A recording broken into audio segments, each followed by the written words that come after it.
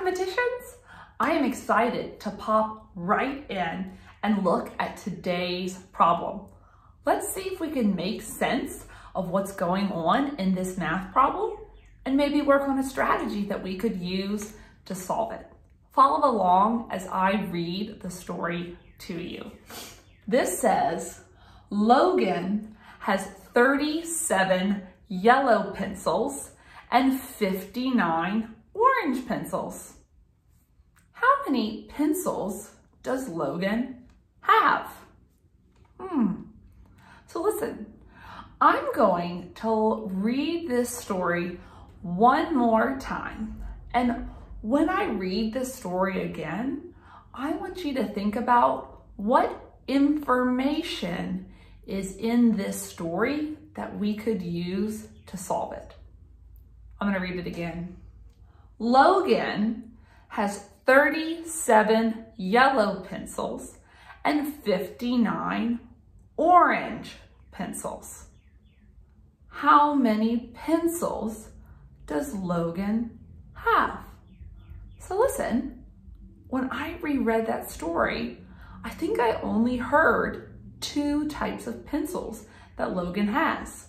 He has yellow pencils and he has orange pencils. That's all the story talked about. So I'm going to go ahead and write orange pencils and yellow pencils because that's the only type of pencils in this story. So my question says, how many pencils does Logan have? So I don't actually know the answer to that yet, but that is what I'm looking for. So now that I've written down orange pencils and yellow pencils, I'm gonna actually put a plus sign in between because I'm looking for the total number of pencils that Logan has. So here's a box. You can even put a little question mark in it if I wanted to. So if I look back in my story, I'm gonna underline this number. How many yellow pencils does Logan have? 37. So I can write the number 37 beneath my yellow pencils. And then over here, it tells me that he has 59 orange pencils. So I'm gonna write 59 beneath my orange pencils and then put a plus sign between these two to show that I'm gonna add up his orange pencils and his yellow pencils to see how many pencils he has. So there are lots of different strategies that you could use to solve this problem. But one strategy that you can use is combining like place value. So think about what that means to combine like place value. That would mean that I look at my tens and I add my tens together, and then I look at my ones and I add my ones together. So since we're working within 100 on this problem, let's see if we can challenge ourselves to do it without a picture. Right here in my 59, how many tens do I have?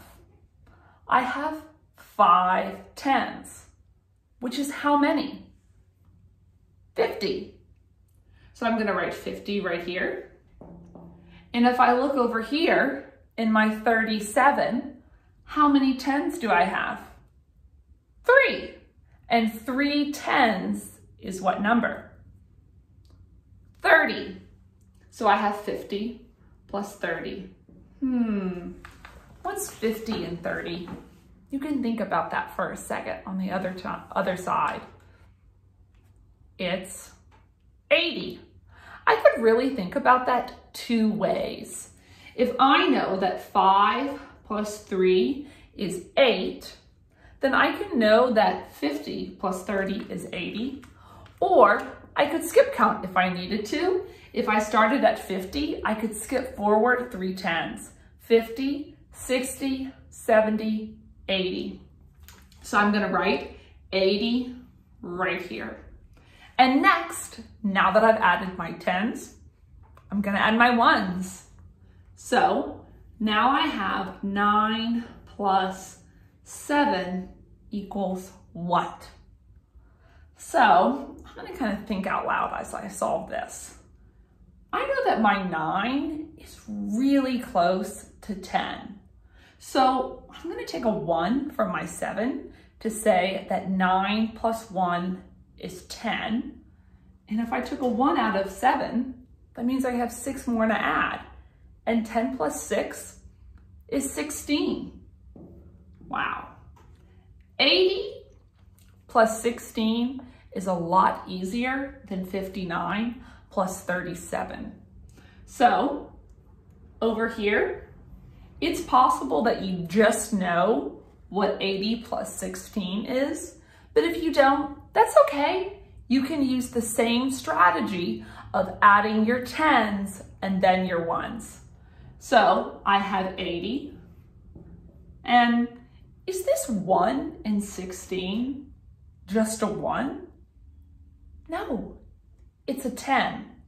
So 80 plus 10 gets me to 90. And then 90 plus 6 gets me to 96. So Logan has 96 pencils. And I am going to write the word pencils because that's one good thing that mathematicians do. So now that we've solved this problem with numbers that are less than 100, I wonder if we could challenge ourselves and solve it with numbers greater than 100.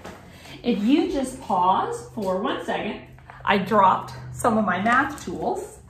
And I am going to turn this around, and we are going to use a similar strategy of combining like units, like place value, but this time, instead of just working with numbers, we are going to also use a picture. So if you wanted to use this strategy, you could draw a picture, but I actually have these magnetic 10s and 1s. So I'm going to use my magnetic 10s and 1s to solve this problem. So it says 157 plus 268. And one thing that good mathematicians do, even if they use a picture, they also use a label. So I'm going to look at my hundreds and see that I have 100 plus 200. So what I can do is in my Ziploc bag, I've got some hundreds and I'm going to pull those out. Will you guys count with me? I have 100, and I could even erase this so that I can have my picture match up with where my magnet is. Plus 200, let's see. 100, 200. So look, 100 plus 200 is 300. So I'm going to write that over here. And next, now that I've done my hundreds, what should I look at now? I have my 10s. I have 50 plus 60. So if you guys will count with me, let's count out 50 and then 60. Count with me. 10, 20, 30, 40, 50. Now that I've made 50, let's add my 60.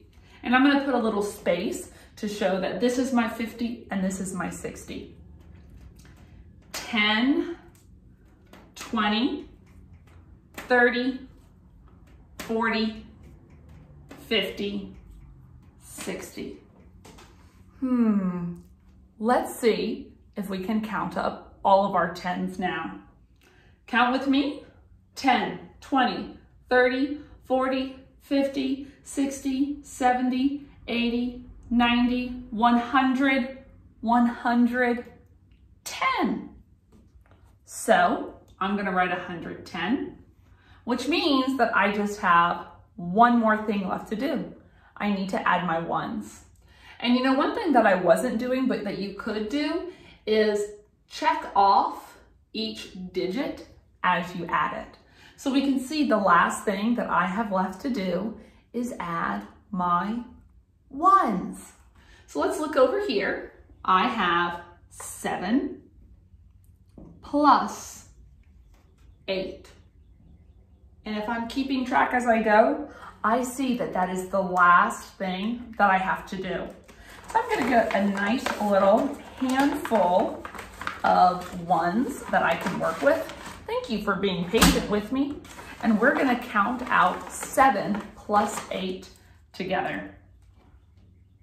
1, 2, 3, 4, 5, 6, 7.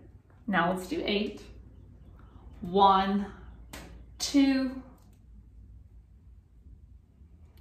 3, 4, 5, 6, 7, 8. So listen, I don't know if you noticed this, but as I was adding my ones over here, I was actually doing this in an organized way. I added out 5, and then 2 more, and then 5, and then 3 more.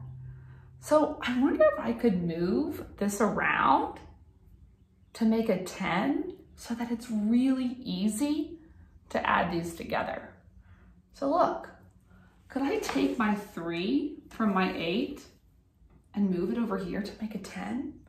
So look, now I have 10 and 5, so that is 15.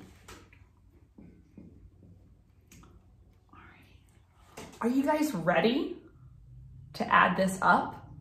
So let's think about this for a second. Hidden in here is actually a what? A 100. So what if I actually moved my picture around? I'm not going to change my answers in here. I'm just going to move my picture around. And what I can do is if I put this over here, here's 100. Do you see I have 100, 200, 300, 400? And remember, this was a 10. So look, what if I moved it over here? Now I have 2 10s. Do you see how I've grouped my picture according to place value? Let's count this together. 100, 200, 300, 400. I have 2 10s. That's 420. Plus 5 more is 425. I'm gonna write this over here. But you know what? I can still show you how you would add that if you were just looking at these numbers. Let me tilt this ever so slightly. Let's see. I'm gonna move this over. And I'm going to draw a little box in here so you can see where I'm doing my adding.